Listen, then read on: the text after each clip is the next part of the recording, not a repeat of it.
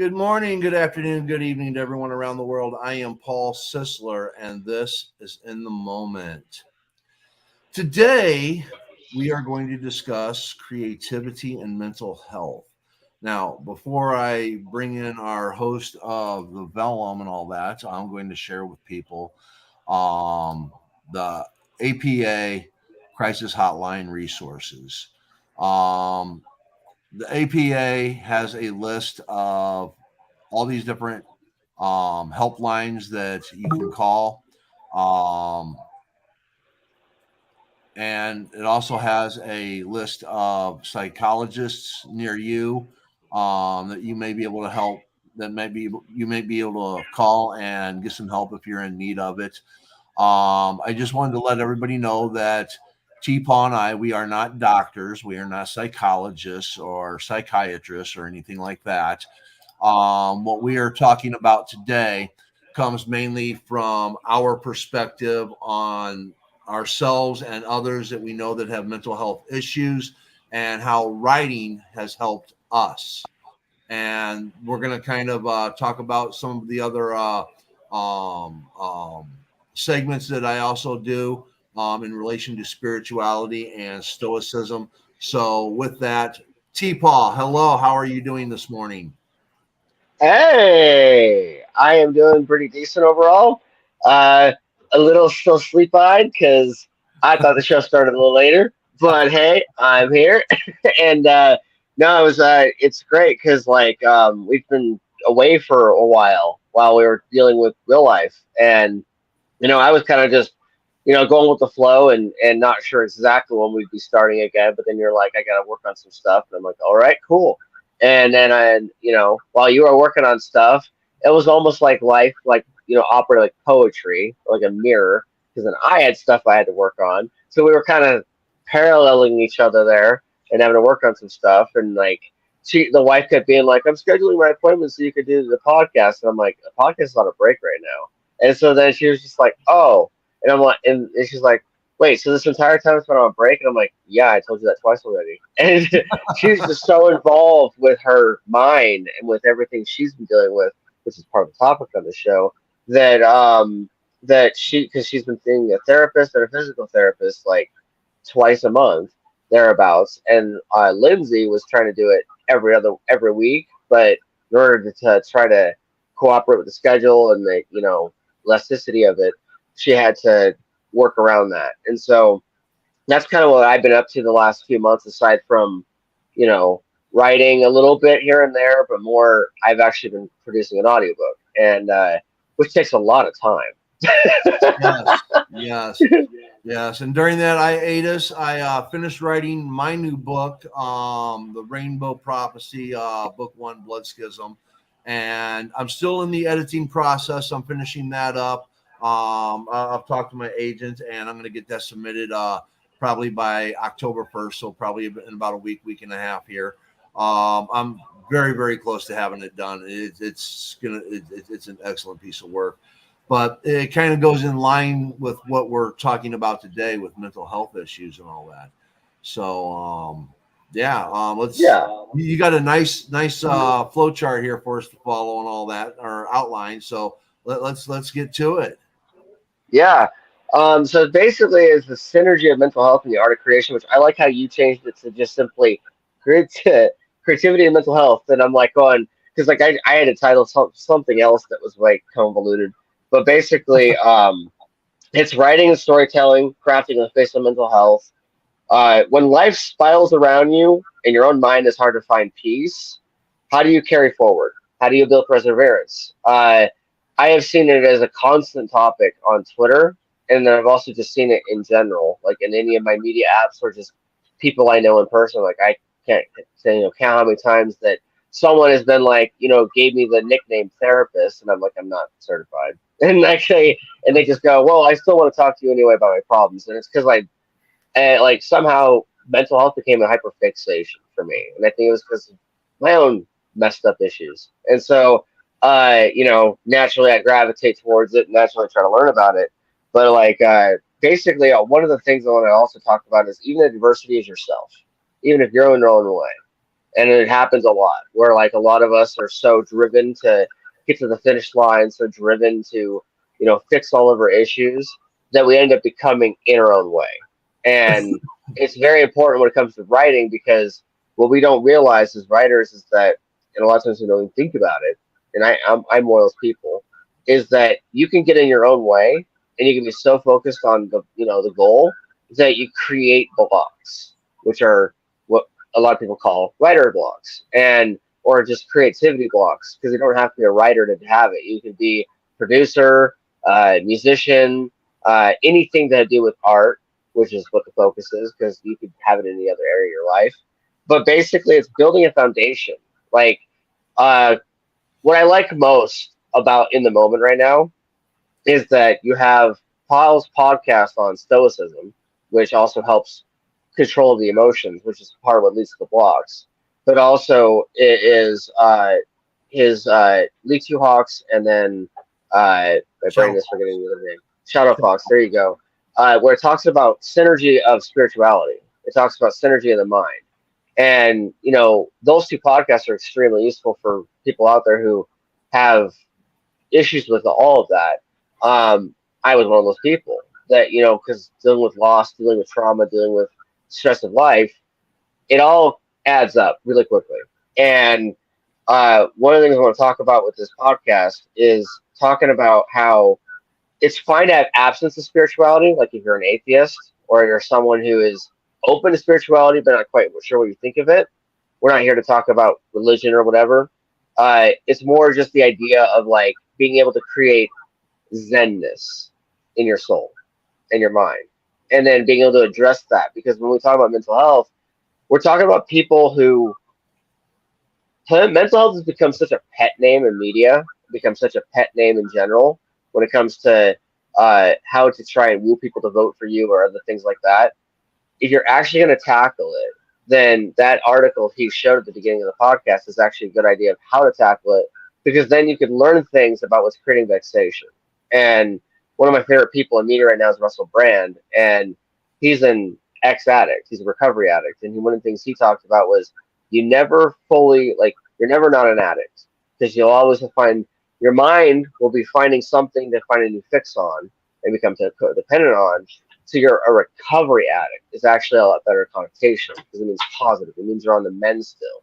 It means that even if you have a really bad day, which is fine, you're allowed to have that. Even if you have a really bad day, you will end up in a place where you'll be like, I need to still be better. I need to still be healing. And so you're recovering, and let yourself recover. Re- Allow yourself the luxury of that, because it is actually a massive gift to be able to be healing, to be able to stay there, because a lot of people fall off, and then it affects your writing, and it affects your ability to create characters who are real, characters who live in a world. And a lot of times we either use our fiction to mirror the world around us, or we just simply create another version of it that we think is better. And there's a bit of that bias and projection, which is fun too, because you're a storyteller. But basically, it'll help you gain angle and drive. What I mean by angle is your perspective will shift, your lens will shift. And Paul, like, you've been dealing with your own stuff Yes. this year, especially since January, that one time. And I know that that's been living up there still. And you're using your stoicism, you're using your other resources to help get you through that. But what is your thoughts on this? Well, you brought up. I'm going to take it back to where you said writer's block. Um, Hmm. I want to amend that to living block. Okay, Okay. because as we're living, we encounter things, and when we become overwhelmed, we have things that disrupt how we're doing things. And as a writer, we call that writer's block, where we just can't get focused and we can't move forward. Um, in life, we have that where we get so overwhelmed by everything, and things become so convoluted with paying the bills, getting the kids to school, doing this, doing that, that we get a living block where we can't focus on anything. And sometimes we need other things to distract us so we can get back into focus. As a anything in relation to like mental health when you're being as an example and all that. I've gone, like you said, I've gone through a lot of things. A year and a half ago, my wife passed away from cancer, and I was in a very, very dark place. And a friend of mine told me to go back to writing poetry, and I did that. And it got my mind off of the things that were bringing me down and got me back to a place to where I could start to focus again. Well, let's say you're not a writer, you're not someone that does poetry or keeps a journal or is writing a book. Maybe you might want to, if you have these issues going on, get out of get out a notepad or something and just start writing, or get on your computer. Um, it doesn't matter if you're trying to publish anything or not. The fact that you're utilizing it as a tool, writing can be a tool, whether it's poetry or you start writing a book or you're writing about yourself. And it doesn't have to be writing, it can be art, it can be anything. It can be go out and buy yourself a punching bag if that's going to Yeah. be your change of purview to allow you to distract yourself to regain focus and get your mind off the things that are bogging you down, that are preventing you from concentrating. So the association why we bring it into the world of writing is because one, this is a writing segment, and two, us as writers, quite frankly, most of your people that are artistic in this world, whether it is art, music, writing, or whatever it is, we are people that um, usually go through hard times, and that's why we go into some type of creative art form. You know, Yeah. helps us. I mean, trust me, it helps us. And like when we develop a character or something, the anger that I have, I can put that into a character. I can have that Yep. character lash out the way I want to lash out, and yet I'm not lashing out, but my character is. So, and you'll see Exactly. that in my writing. But you can also put out those other feelings that you have, and how you want to see the world, how you want to see that perfection, how you want to see everybody love each other.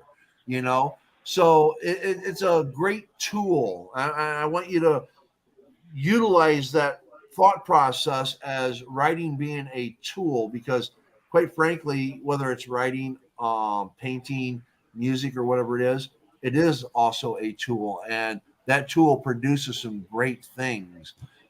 So I think it's very important for people to find something to focus on outside of everything else that's going on in their lives, that they can utilize for themselves, that it can be something that's theirs. It gives them that empowerment. So yeah. Yeah. So one thing I really liked what you said. Part of there was talking about outlets, talking about ways of getting through it. Methodology. And you know what one of mine is? I go to the gym. I go to the gym and I work out. And whether it's and we always alternate too, because Tim, my brother, has issues as well. Like he goes by Carnage on the internet, Carnage 6778. And when we're at the gym and stuff, we alternate between center app and then just a regular regiment, because he's got enough knowledge to be his own coach or be someone's coach. And for the last like 3 years, he's been my coach. But he's been teaching me a lot of stuff, and like lately that it is. And sometimes he jokes around and says, "Oh well, I learned so much so that I way if like one of the machines is taken, I can just alternate it because it's working a different part of the muscle, but yet it's the same area." And so like there was times where like we'll be needing to use the flat bench press, right? And the thing is called the reverse one, or the decline. Yeah, decline. It's where like instead of you laying like flat like this, you're down further at an angle, which also increases the amount of weight you're pushing up. So we'll use a slightly reduced amount of rate than we would have done with a flat bed or flat bench press, but then we increase the reps. So the reason why I bring that up is because with my mind, it's weight, and you're carrying so much. Hope you're doing okay there, pal. Bless you. I'm good. I'm good. Um, but like basically, when you're carrying weight, like responsibility with kids, chores around the house, bills, like there's like a giant list of things stack up. And I'm a troubleshooter or a doer. I get up and I'm like, okay, I got to go do something. I have to literally be told by people to take a break. Usually, like my current boss Scott is like, "You need to take a break, Thomas," and I'm like, "I'm fine, I'm good." He's like, "No, remember to take your breaks." Every single month they have like an allotted amount of breaks, right? I usually end up giving below the break usage average, like because they were like giving me crap about how I was over my breaks. So I was like, okay, I'll just use less than what they're telling me I've left, and then that way I still have more. And then I'll forget to take the whole thing by the end of the month, and then Scott's like, "So you were 15 minutes under last month. Don't do that again."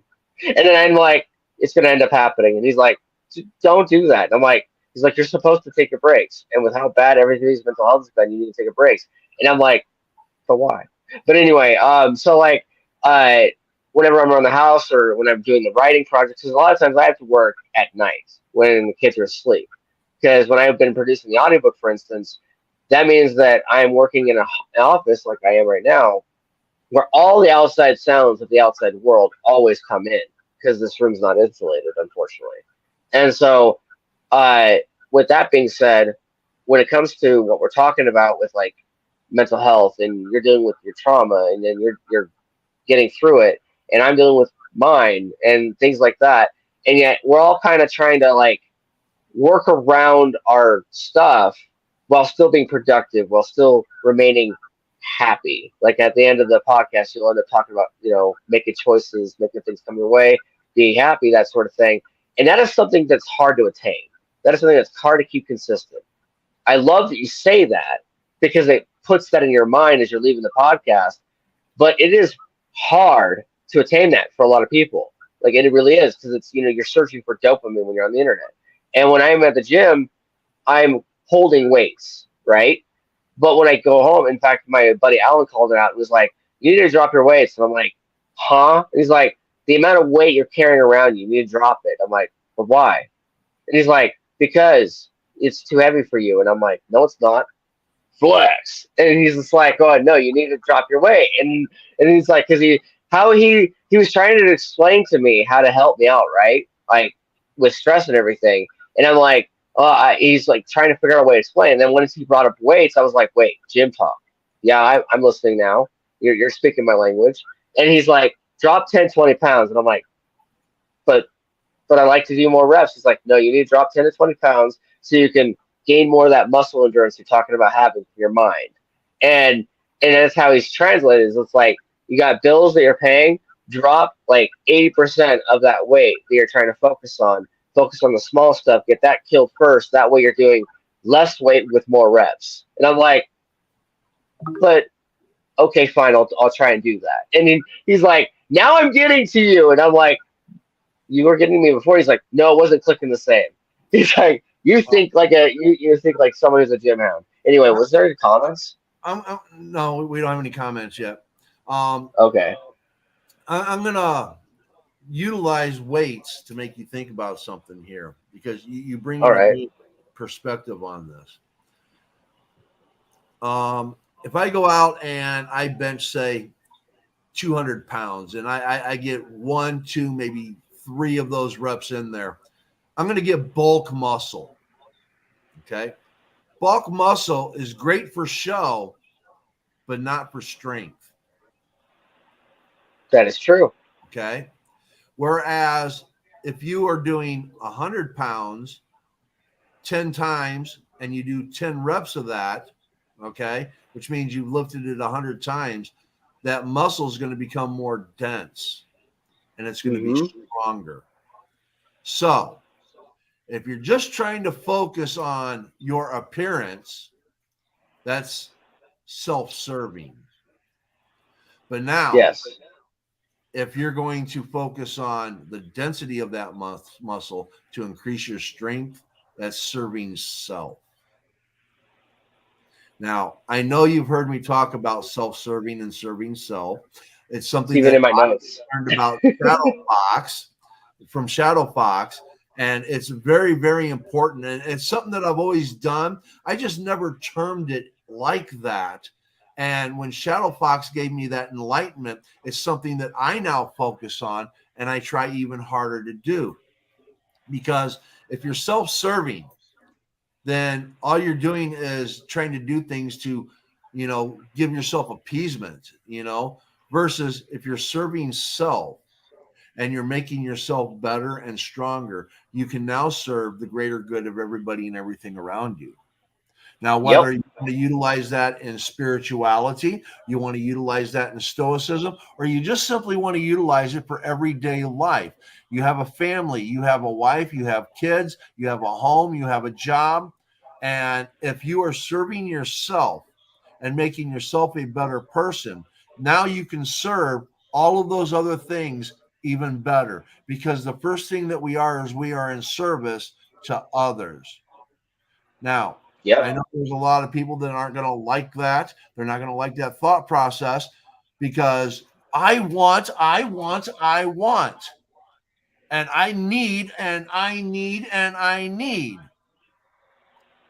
You go into that mindset and all that, you're going to be breaking yourself down and you're going to be harming yourself. So instead of Yep. doing I agree with that that. awesome weight, yeah, I'm tough. I can lift 200, 300 pounds. Yeah, well, guess what? I can do 100 pounds 100 times. So you did 300 3 times for 900 pounds. I did 100 times for 10,000 pounds. Who's the stronger?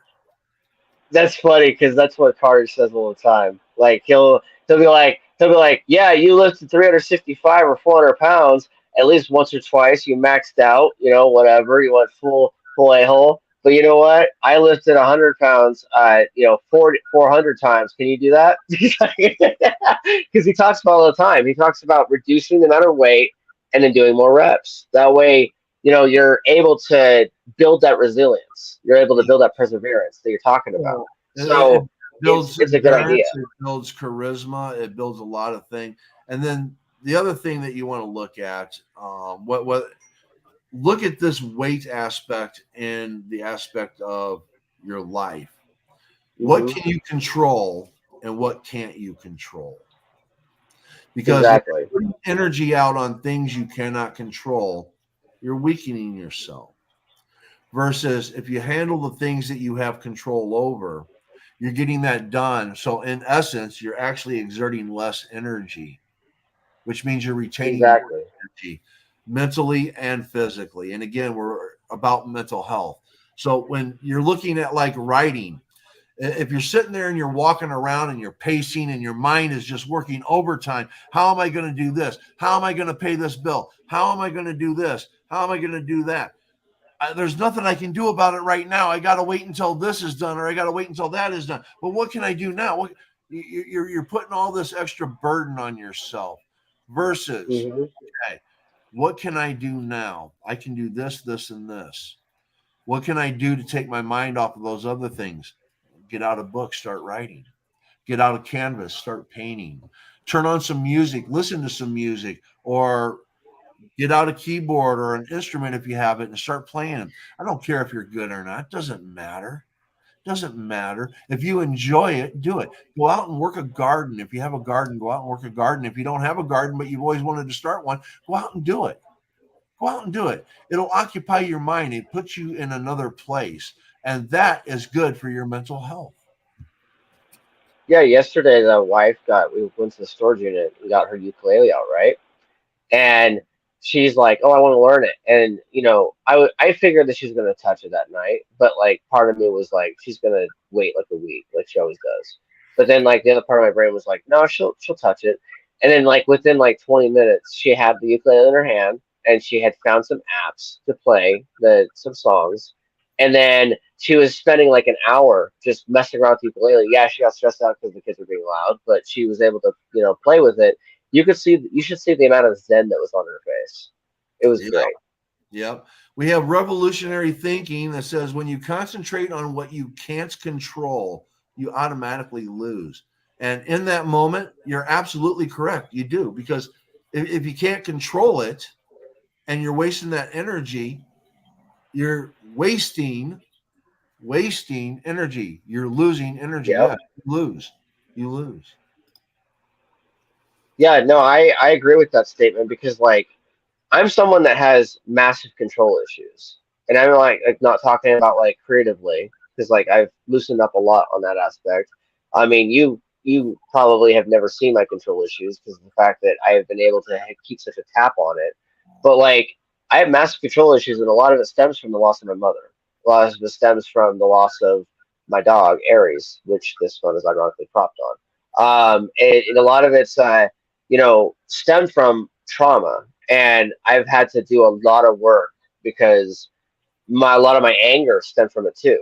It was like, being angry that I can't control everything, being angry that I can't just fix everything. There was a lot of stuff that stemmed there. And when you focus so much on something that is not controlled by you whatsoever, that you think you can somehow change it, like it's nice to have that dose of arrogance. It's nice to have that dose of hubris. It's nice to have that hero complex, so to speak. But you're not going to fix anything. You're just going to make it spiral and get worse. And then you're going to end up having it cause tension to the other parts of your life that you never expected to even touch. Because you'd be like, well, that's not has nothing to do with that. How would that even touch it? And it's like because you are touching it. So therefore, you are causing it to spiral. And so you have to step back and be like, what can I control? What can I actually you know, affect positively? Like stuff that's directly within my line of, not within line of sight, but stuff that's directly within the realm of possibility of being able to affect positive control over. Because that's one of the things I always focus on is how do I spin it into a positivity? How do I, cause it to flip? How do I go from being like, oh, I'm grumpily about this thing. Okay, well, how do we turn it positive? How do we look at it in a more positive light? Because everything can be like just about like there are some things that are it's still hard to look at it like our losses and stuff, but there's a way of being able to kind of try to turn it positive, especially with how we handle it, but also with how we view it. And even some of our losses can be done like that, but it's hard to do that. And so one of the things that I wanted to also talk about was how this leads to everything we talked about in the past with characterization, world building, plotting. Remember when we talked about weights? How we talked about things that we're holding? How about if somebody who has issues with that, how about if we work on one thing at a time? One of the things that I worked on with when I reviewed my one story is I knew how to build a character. I knew that that wasn't an issue. I knew that plot building sort of just happens when you're creating situations for characters to act in. So I worked on world building, worked on figuring out what their culture was, figuring out their abilities, that sort of thing. And that also leads into the hero's journey that we talked about too, because that's part of story writing. But how does it relate to mental health as well? Well, it relates to how the character's mental health is. It relates to how, your mental health mirrors and works in parallel to theirs because you are the storyteller. So naturally, you're going to end up creating situations that not only identify with your own situation, but also work in symbiosis with made up ones. Because no matter what you think, you're subconsciously going to end up putting that into your writing. And you should, because it's your life and you write what you can speak to. That's one of the things that part of what led me to this topic in general was the fact that I mean, since forever ago, I've been writing about mental health in subtext with my writing because like every one of my characters deals with a version of that. But especially recently, now that the wife's been seeing a therapist, and every time I tell her something, she'll go to the therapist, and the therapist will be like, "Has Thomas or T-Paul ever thought about becoming a therapist?" And I'm like, "No, I mean a couple times now that people keep mentioning it," and like and she constantly says that, but she's also certified. She can speak to it herself in her own perspective, that sort of thing, which is nice because that means that like I don't have to like make it to where I practically trying to override what Lindsay's saying. I don't at all, but it dances in cohesion because like when she says something, I'll be like, and if it's anything I didn't say or I somehow missed, I'd be like, wait a minute, let me see it from her perspective. Okay, that's what the wife's dealing with. Okay, let's go ahead and work in conjunction. That way, like, there's no overriding. That way, I'm not thinking I'm knowing more or something. Because there are people out there that will think that they'll be like, well, I know a lot about it, so I should know about it too. I'm like, she's a therapist. If you guys are conflicting on something or you guys have a different opinion, that's fine. But if like there's something that she's seeing that you're not seeing because it like knowledge blocks or something else is going on, look into it if you're really that concerned. And so how does that relate to writing? Well, the reason why it relates to On a writing is second, because it hold on. relates to everything else. Before you go on with Sorry, go that, ahead. that's all right. I'll let you continue in a minute. I got a message and all that from somebody that's watching on our Twitter app, Oh Jackie, yeah. and she said she can't comment, and maybe others can't too. Um, Oh for some reason on Twitter, it doesn't allow comments until after the video is done, and then you can comment on the feed from the video. But while the video is on, if you connect on the live, you can actually get into the chat, not the comment section, but there's actually a chat that's on the Twitter live. So if you go yeah, into the live chat. Right. So if you go onto the Twitter live and you should be able to type something in the chat. So if you type it in there, I have it going alongside of me right here. So if you tap something, because I've seen a lot of people that have joined, so if you type something into the chat, I should be able to, if I catch it, I'll read it. Otherwise, the only two things that I have that bring up chat or in the comments on the show are through YouTube and through Twitch. So to be able to actually make a comment, you would have to log into YouTube or Twitch.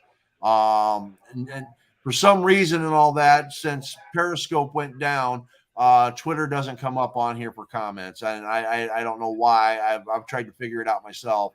It just it I can't figure out how to do it. And if somebody knows something that I don't on how I can connect that up, please let me know. I'll do it. I'll get it to where we can do that. But right now, the only two destinations that I can utilize on here for comments is Twitch and YouTube. And then otherwise, if you're on Twitter Live, if you write something in the chat and I catch it, I can read it out loud on here.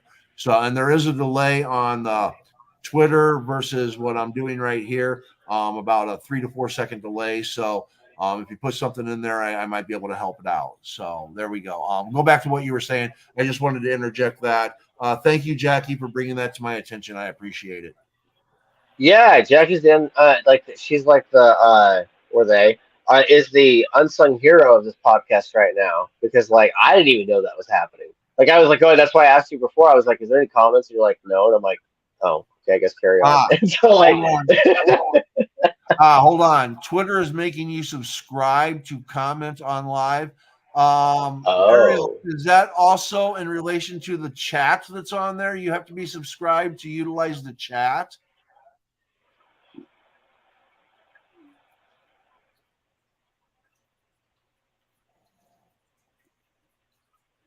yeah, I'll, because I if he this is responds, like new to me. I'll put it up and all that if he responds. Yeah, I no worries. this, and it could be something that Elon's done. Who knows? But anyways, I'm sorry to interrupt you. Go ahead, T-Paul. Continue. Oh yeah, no, you're good. Basically, talking about how so many things, but like basically, the idea is that um, being able to address your own mental health, even if it's like small and minor, which is actually glorious because there's a lot of other people that don't have that. Which is funny because like it's almost hard to gauge mental health, because like the amygdala registers pain, so you really can't measure trauma. You really shouldn't. You should just be like, this is mine, and then you address it, and then you help each other. So I'm not like trying to measure anything, because that's like a lot of the internet is about dick measuring, and I don't like that myself. Like I look at my wife who every time she has a stressor, like her brain goes into shutdown, and so a lot of times it's me playing cheerleader, and a lot of times it's me playing grounder. Like I will grab her arm while we're driving, for instance, and then ground her, or I will hug her during the middle of the day when the kids are trying to be pains, especially on the weekends when I work. And I will have to like be her grounder and be her cheerleader essentially. And which is nice because it allows you to give you an opportunity to support. Can be stressful, especially if like I'm in the middle of like a million things at once and she's starting to lose it. So I can speak to it. I can speak to the whole concept of mental health. I can speak to dealing with it in the perspective of being a spouse, but I can also speak to it with myself. And it's part of why it's such a fascination, I think. But like you yourself, I've talked to you personally, and you talked to me about stuff that you don't put on the air, and I'm glad to be able to help you with those things in some way. like minor or big, and that's part of why I figured I was like, hey, wait a minute, this is a good topic to talk about because Paul could even speak to it and can understand it himself from his perspective. And it relates to writing because, like, even in your own story, I don't even know if you've really noticed it at all, but it's still a theme in your own story because it has to do with the characters that are living their lives. And that's what, we're talking about all along is writing too. And mental health is something that is such an underwritten chord that we have now finally as a people started to bring it more to the surface. But when I was a kid and teenager, it was not a focus ever. Like, yeah, you could see a program at the school about it. Yeah, you occasionally would have, somebody talk about going to a therapist or someone having an appointment with somebody and everything like that. But it was such a buried thing that when someone says you should go see a therapist, it was taken in such a negative context. It was not taken in a positive one. Right, right. For We have Diana Bishop who says for poets, it helps express. For fiction writers, it helps to process. And for nonfiction, it gives testimony of survival. Yes, there's a lot of truth to that. As Paul somebody knows that last part. who writes poetry, has written a nonfiction and is published, and is writing and has just finished a fiction book and is about to be published. Yes, yes, absolutely. You nailed that, I was Diane. gonna say, I was gonna say, Paul knows that one firsthand. All three of them. Like I know it from a second perspective through you or through other people, but I've never written nonfiction. I thought about it recently. Like I was like writing out this thing right here, and I'm like, should I write about this like in nonfiction? But then I'm like, I'd have to do a lot of research at that point. But like you can speak to that, and you can speak to the poetry aspect. I can speak to the poetry aspect and the fiction, but you can speak to all three of those things. Yes. Well, and let me give you an example and all that. I already mentioned how when my wife passed away, my good friend Torch the Poet told me to start going back to my poetry, and I wrote a poem. And I'm not going to read it right now because I'll lose it and I won't be able to regain my composure. So, because You're good, it still makes me cry when I read it, and I'm getting almost starting to tear up now just even thinking about it. But Paul. You see it, this? You see this? yes, yes. But it brings you back to a reality and it allows you to really express how you feel. And whenever I go into the flow, Shadow Fox in my segment on here, I'm always just like it's emotional for me. And then Shadow Fox and Diana, they do the journey within usually after the flow, and they also have one on Saturday. And whenever I go in there, I'm always inspired and I'm always writing poetry and I'm always reading my poetry and the journey within. Um, and I've been in a lot of other spaces. I've been in mental health spaces. I was in a men's mental health space, and we were talking about toxicity and the male mentality and how that's a mental health issue that men need to discuss. And I ended up writing a poem about that masculine toxicity. So yes, it helps you express things, and then for fiction, it helps you process things because a lot of the anger that I have in the world today, I put it into my book. A lot of the frustration, a lot of the anxiety. Yes, it helps you process that. And in the nonfiction book that I wrote, um, there's a lot of research when it comes to nonfiction, and it requires a lot of focus. So whatever else is going on in the world, when you're writing that nonfiction book, that's where you're at. You're in focusing on all of that, and Yeah, it's a lot of things go away for you momentarily. Same thing when you're writing your fiction book. You envelop yourself into that world of creativity. Now you're creating something. You're creating characters. You're creating a storyline. You're world building. You're creating a setting and a plot and all of this other stuff that you put into it. And in your mind, it flows like a movie, and you're processing that. So you are in this world that's not the world you're currently living and breathing in. You're in this whole other world, and it's an escape. The good aspect about this, it's better than any drug out there. Yes, it is. Okay? And I tell you this from experience. I have been clean and sober since April 3rd, 1993. I was an alcoholic and I was a drug addict. Yes. I used to go through a ton of alcohol, vodka, loved that vodka, cocaine, loved my cocaine. And if it was a pill, I didn't care what it was. I was swallowing it. Okay. You're like, I need dopamine. And I tell you, when I finally woke up and got out of that, that was brutal. I never want to relive that detox That process again. Okay. It is brutal. But I am glad I went through it. I will never go back to it. Ever. that's good. Ever. Okay. But with that, I have come to find a lot of other things in life that mean a lot more to me. I am an atheist, but I'm also spiritual. I'm a spiritual atheist. I know a lot of people think that's an oxymoron. I don't believe in a creator of all things, but I do believe that there is more out there and there's an energy out there. And that's what I talk about when I'm on the flow with Shadow Fox and Lee Two Hawks, because I feel that energy and it is something that's real. And for me, it helps me. Okay. And there's a lot of good life lessons that come with that. Stoicism, to lead a virtuous life through stoicism, courage, justice, wisdom,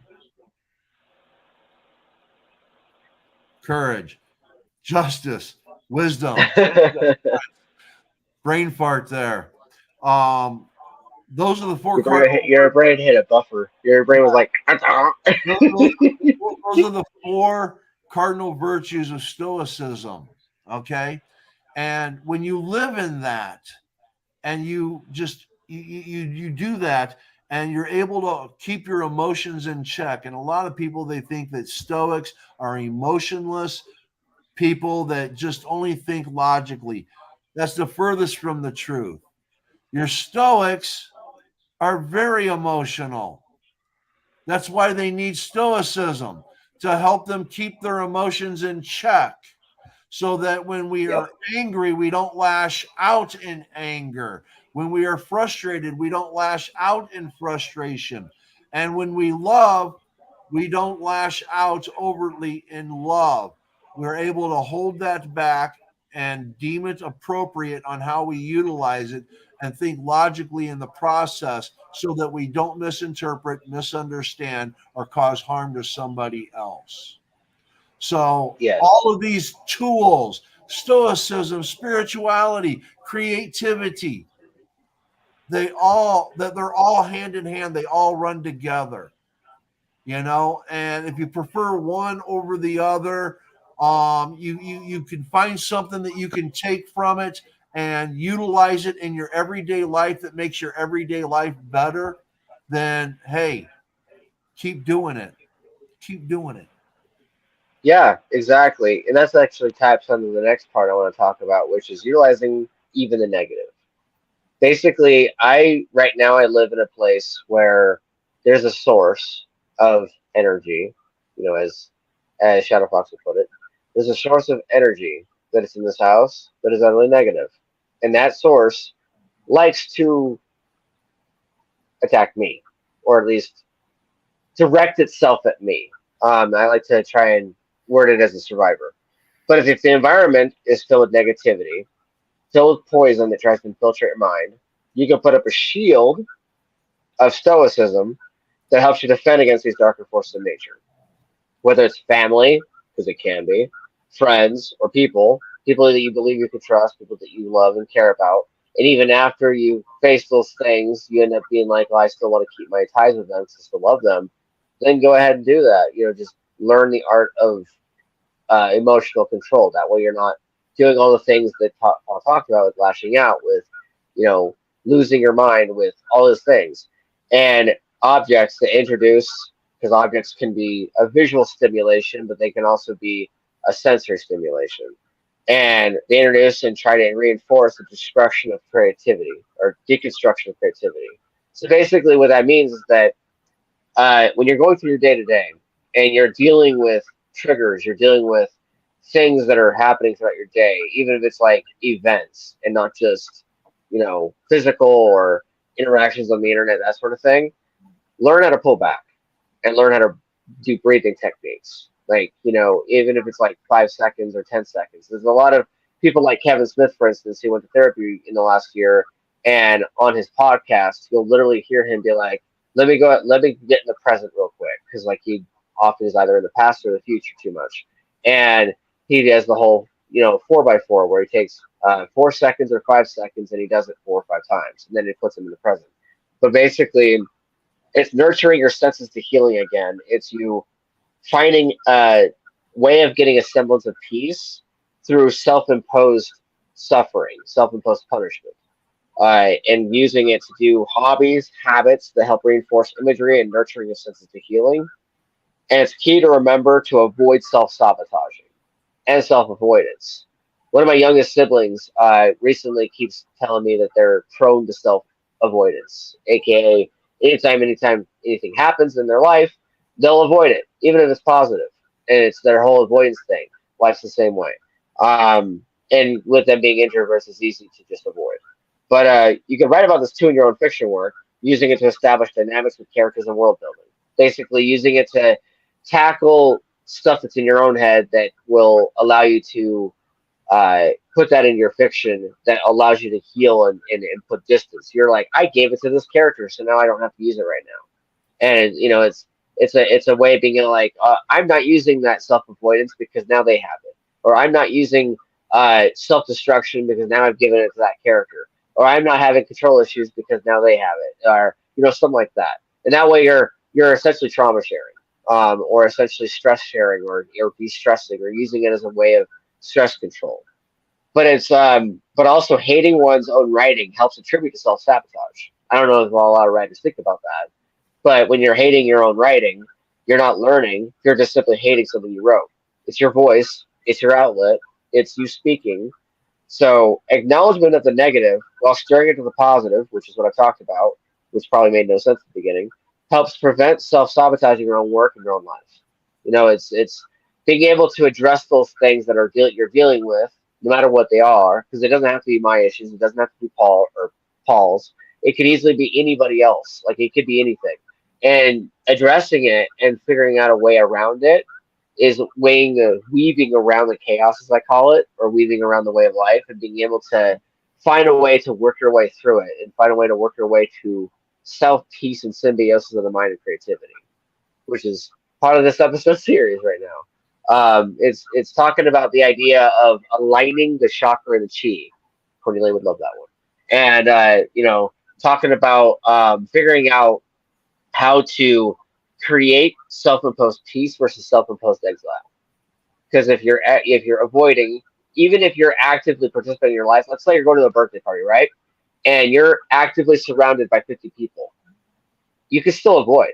You can still be self-avoided because you're literally moving yourself away from everybody, or you are mentally checking out and zoning out, and therefore you're avoiding what's going on, and you're still doing avoiding. You can still do that.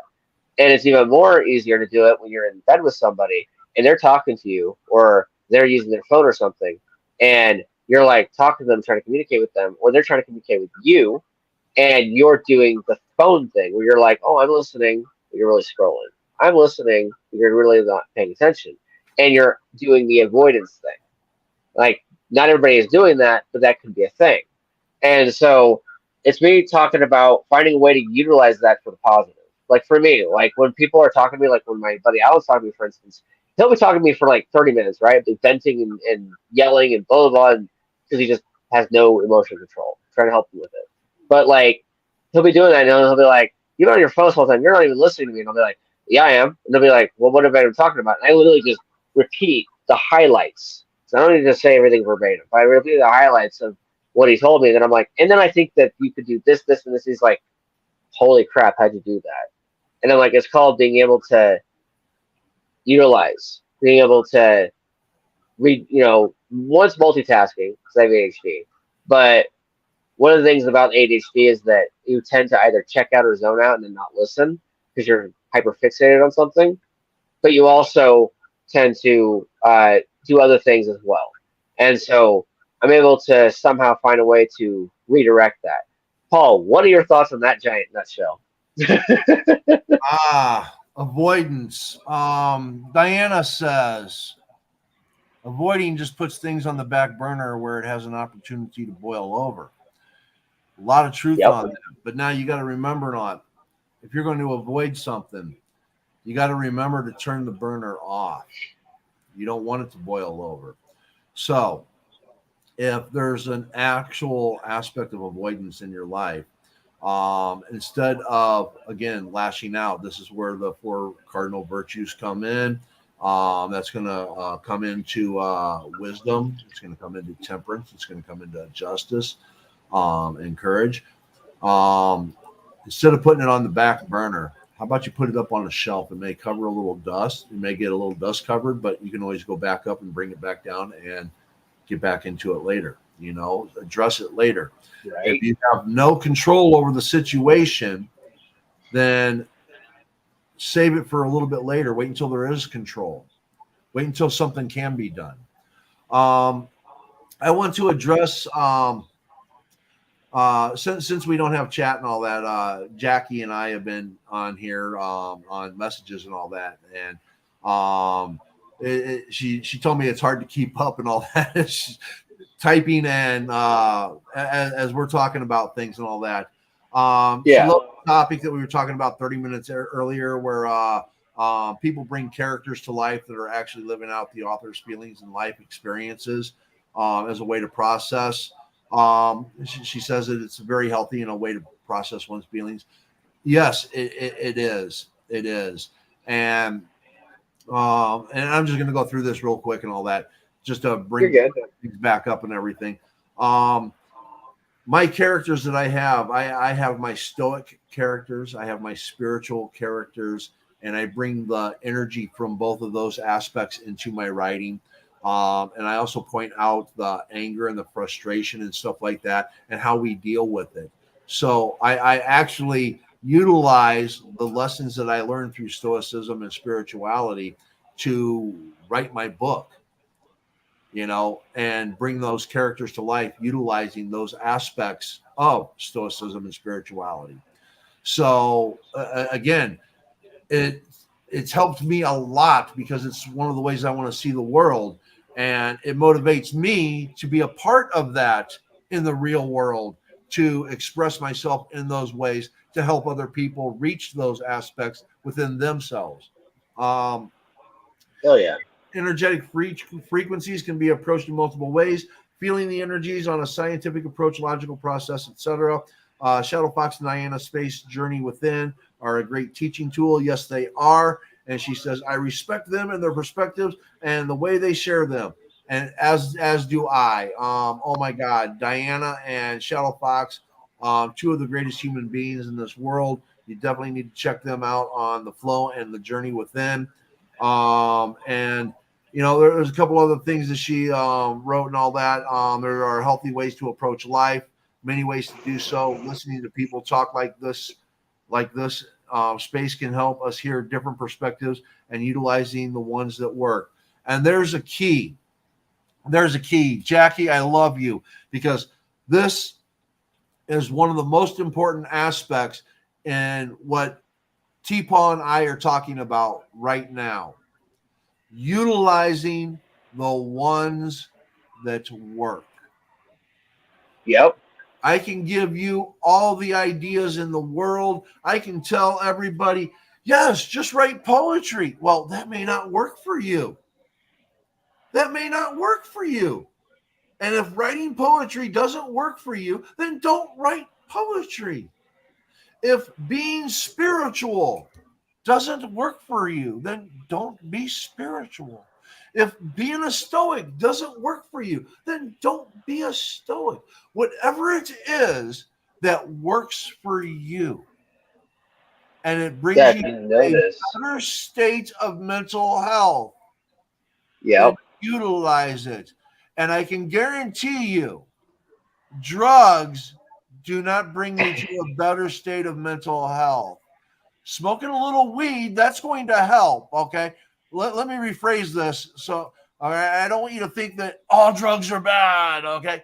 Will help you in moderation. Weed will help you refocus where your mind goes. Okay. But in excess, weed could make you into a lazy person. Uh, yes, yes. Weed could distract you more than you need to be distracted. Okay. But if you're someone that, hey, I just need to kick back and vegetate, weed is a great thing.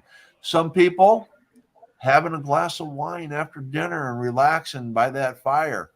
Yeah, that could be great for the mental. But now, if you're going through a box of wine a day, trust me, there's a problem. Okay? Yeah. So you need to really. Oh, Diana. Hello, Jameson. I hear you talking through Paul right now. Really? Your name is Jameson? Why? Oh my! You sure it's not Alistair? Anyways, that's an inside joke between me and Diana and all that in relation to my book, The Rainbow Prophecy. Um, whatever works for you that allows you to be a better human being for self, that's the most important thing. Self. Because you, if you can't love yourself, you can't love another person. If you don't like yourself, you're not going to like another person. And if you're not taking care of yourself in good ways, you can't take care of other people in good ways. yeah, one of the key things about this entire episode, really, that I haven't noticed the way I've phrased things is I've tried to phrase them in an open way, where it's whatever it is that works for you, do that.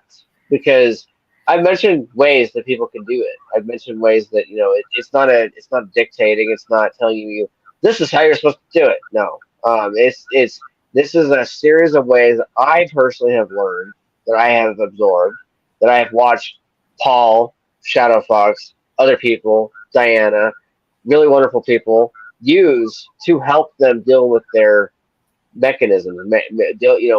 Develop coping mechanisms, develop a way of healing, develop a way of carrying forward. And it's me taking those examples as well as others to try to formulate, a decent beginning for this era of the show and figure out a way to address what is pretty much an epidemic. We've got. Uh, I actually had a buddy recently share with me. We'll see who they are, but I've had them share with me that uh, they actually had to talk to the suicide hotline, and that they were like the reason why they didn't carry through was because they were too afraid to do it. And a lot of people out there will attack that and say, "Well, you should just do it if you're going to do it." It's like, no, that's not how you address it, because that is something that my wife has dealt with herself. Is that she has fear of creating her own end. She's afraid of the pain, and there are ways of doing without pain, but we're not going to address that. The point is to carry on. The point is to help you heal. That way, that way we're like at least reducing the epidemic severely. And we're not therapists. We're not psychotherapists. We're not certified legally in any shape or way. So we're not going to pretend that we're anything like that. We're just simply people who care, people who are concerned, and I'm extremely fascinated by the concept and wanting to address it, because it's part of writing, it's part of creating, it's part of the mind, it's part of the spirit, it's part of who we are as people. And when you got people fighting politically on either side over smaller nuanced parts of this topic, whether it's any of the topics that you can find on the political spectrum, doesn't matter what it is, it's going to affect mental health. And especially depending on the ones that are popular, the ones people love to fight about.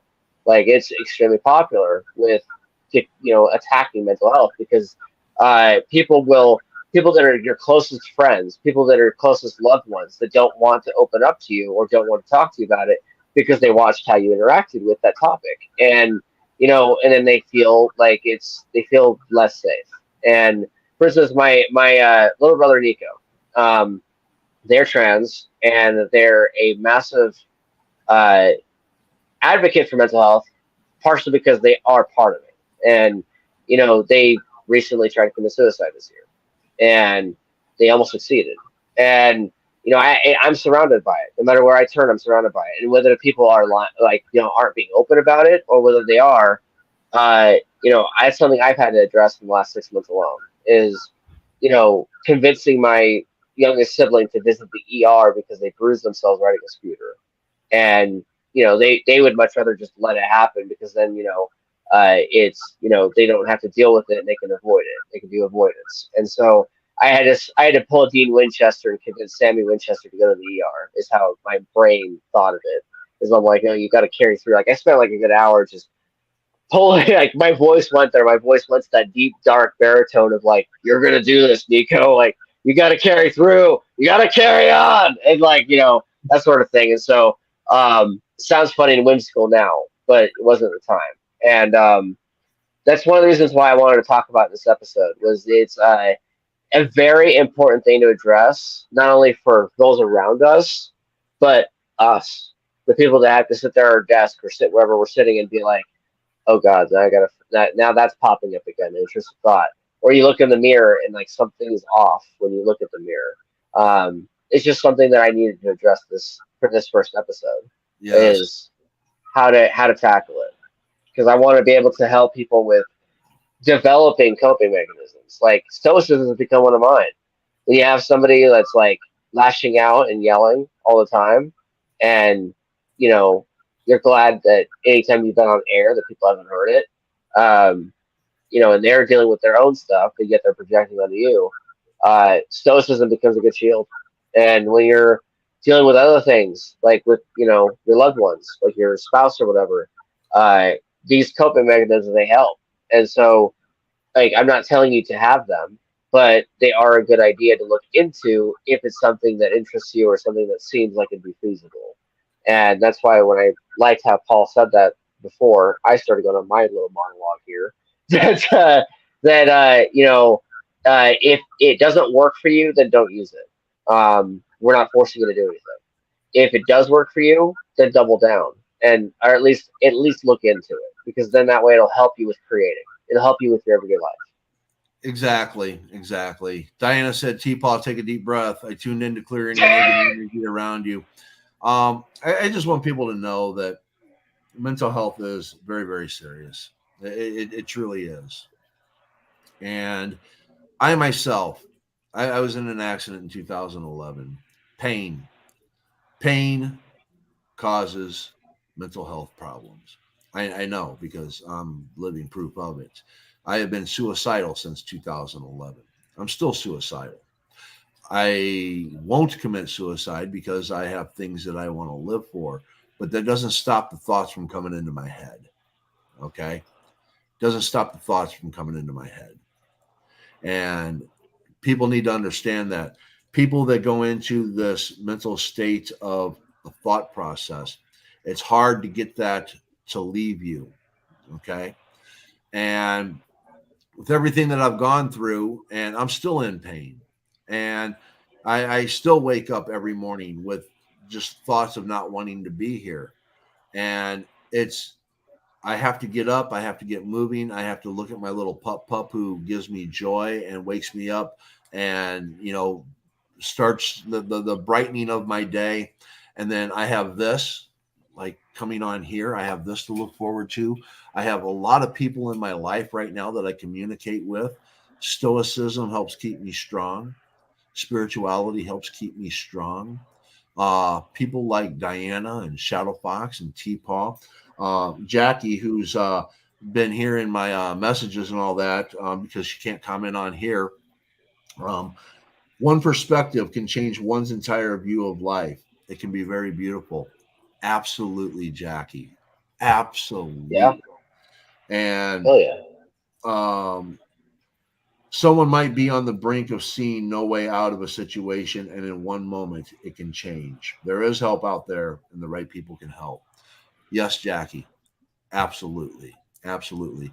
And whether it's at apa.org where you call and you talk to somebody that can help you, whether it's a friend, whether it's somebody that you hear in a space.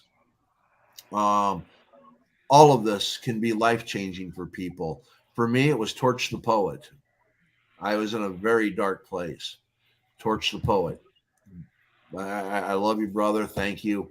You mean everything to me. Um, life deals everybody crap somewhere along. Hmm. And I wish Bryce was in here because he'd be throwing some stoic things in for Marcus. Okay.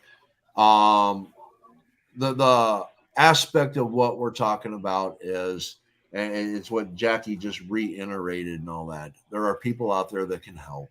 There are people that you can talk to. But I want to put one more tone on this before we call it a day because we're at the over the hour mark here. As a person that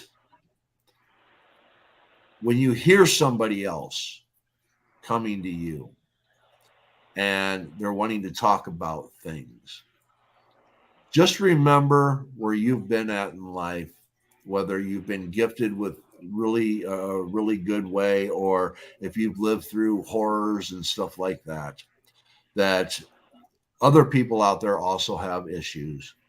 And when Hmm. someone's reaching out to you, don't be an ass. All right. Yep. Don't be an ass to them because they might be crying for help.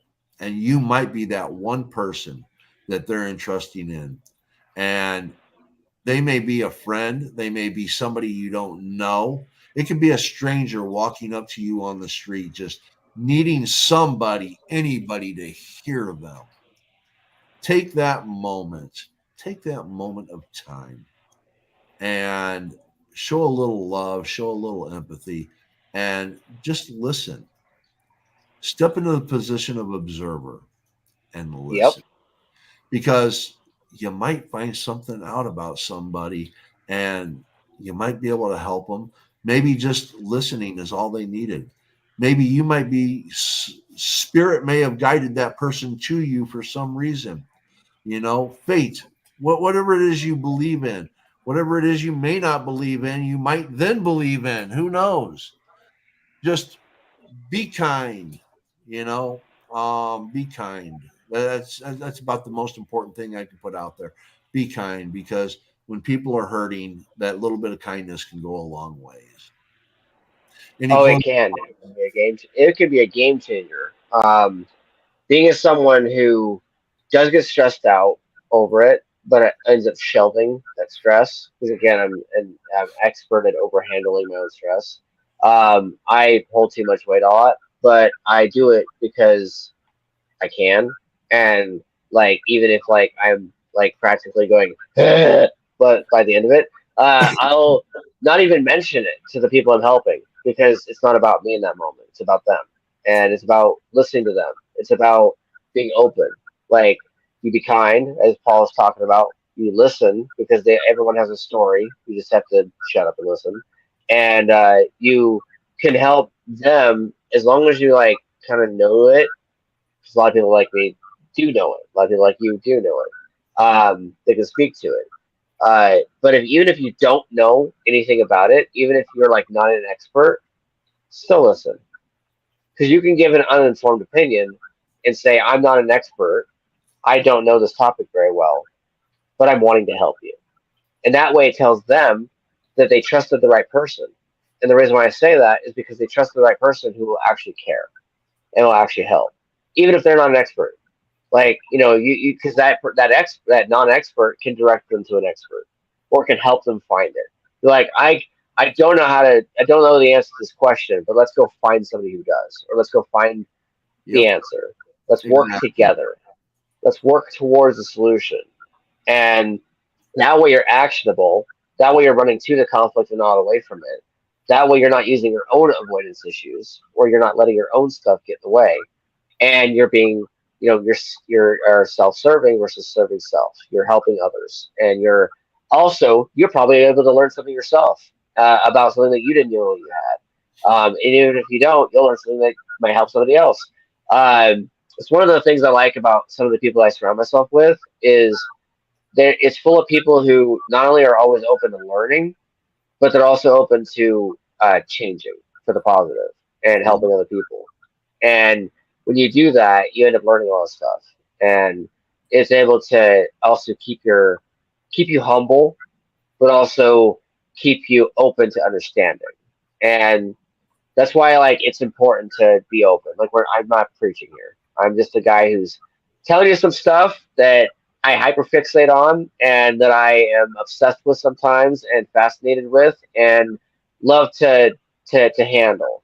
And even if it's uncomfortable, because sometimes mental health is extremely uncomfortable. And it's about being able to be open to that. Let it bleed. Let it bleed.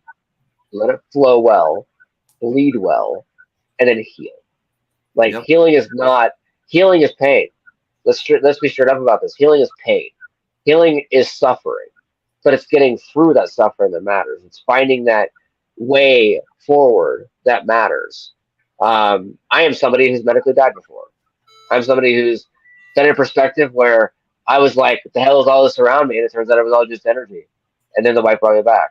And then I spent like a good couple of years wondering why the hell that happened. Like, why did I get brought back? Because I was still married to the trauma, I was still married to the pain, I was still married to everything that was bad. And so it's about finding a way forward. It's about healing, and those are my closing thoughts. Really, and it still relates to writing because it's still about finding that way forward. Yes. All right. All right. I got a couple more comments to read. Jackie says, and you might never know how you help that one person. You never know what internal battle is facing that day. And I agree, genuine kindness is so powerful and can't be underestimated. Absolutely. And then Diana says, love you all. And then Love you too, my Diana. my closing thought is, and I'm probably gonna brutalize this. Benny will probably chew me out later, but Xenoacidium, we have one mouth, we have two ears, so maybe we should be listening more than we say. And again, I probably brutalized that quote, but we should be listening more than we say. Two ears, one mouth. And with that said, remember everyone, be kind, be happy, and may good things come your way. Thank you.